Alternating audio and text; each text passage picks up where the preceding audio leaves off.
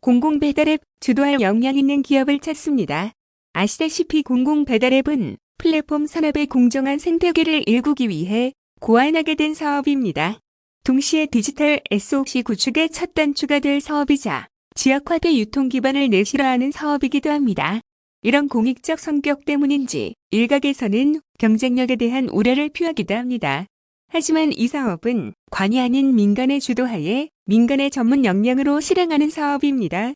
실질적으로 사업을 전개하고 주도하는 역할은 컨소시엄에 참여하는 기업에 있습니다. 경기도는 지역화폐 시스템과 공공데이터 등 우리가 지닌 공적 차원을 지원하는 역할을 하게 될 겁니다.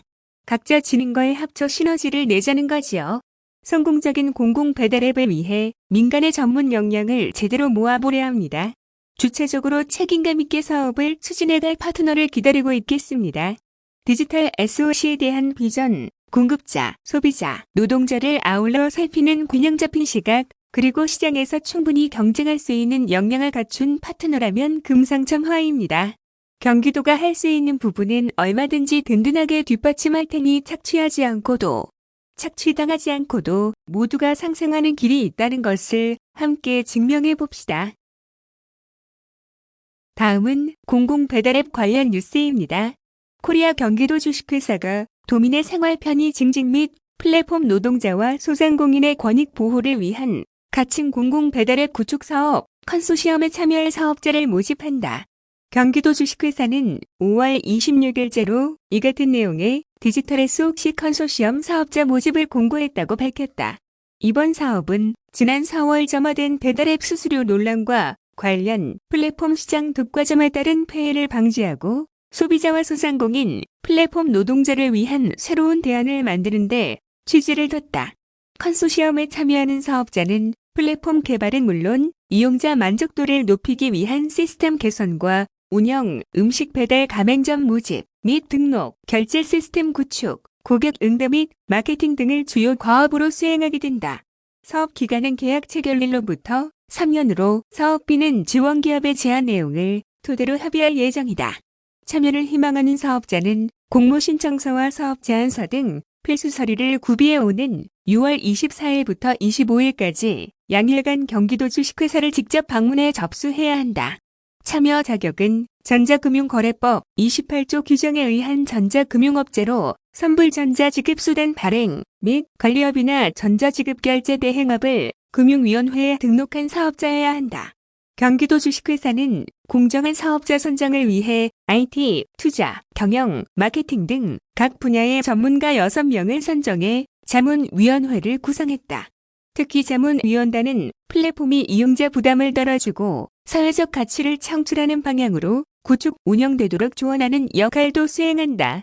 이석훈 경기도 주식회사 대표는 포스트 코로나 시대에는 언택트 문화의 확산으로 디지털 SOC를 구축하는 것이 가장 중요한 과업이라며 지역 화폐 활용을 통해 소비자와 소상공인, 플랫폼 노동자가 상생하는 경제의 장을 만들 수 있도록 최선의 노력을 다하겠다라고 밝혔다. 서식 등 사업과 관련한 자세한 사항은 경기도 주식회사 홈페이지 공지사항을 참고하거나 사업 추진단으로 문의하면 된다. 다음은 스마트 텍스트로닉스 센터 참관 및 섬유기업 간담회 관련 뉴스입니다. 경기도는 26일 한국생산기술연구원에서 포스트 코로나 시대를 대비한 섬유 산업의 미래상을 그리기 위해 스마트 텍스트로닉스 센터 참관 및 섬유기업 간담회를 가졌다. 이 자리에는 김교식 경제기획관, 도내 섬유기업인 등 관계자 70여 명이 참석한 가운데 스마트 텍스트로닉스 등 섬유산업의 미래상에 대해 열띤 논의를 나눴다. 스마트 텍스트로닉스란 섬유와 전자의 합성어로 전자기기가 집적된 섬유 제품이나 전자기기를 입거나 착용할 수 있도록 디자인된 섬유 제품을 말한다. 특히 포스트 코로나 시대에 대비해 보건과 방역 안전과 연계한 섬유 산업의 새로운 변화가 필요하다는데 모든 참석자들이 공감, ICT 기술과의 융합으로 산업 구조의 고도화를 도모하기 위한 방안을 함께 모색했다. 도는 앞으로 섬유 중간재 중심의 산업에서 IT와 섬유 간 융복합된 스마트 의료 중심의 산업으로 개편해 나갈 계획으로 국회 토론회 및 전문가 간담회, 연구 용역 등을 통해 체계적인 육성 방안을 마련해 나간다는 방침이다. 김교식 경제기획관은 포스트 코로나 시대를 대비해 섬유산업도 보건 방역 ICT 등과 연계한 산업구조 개편이 필요한 시점이라며 앞으로 관련 기관, 기업들과 지속적으로 협력해 섬유산업의 혁신을 꾀하고 새로운 산업 기반 구축과 일자리 창출에 주력할 것이라고 밝혔다.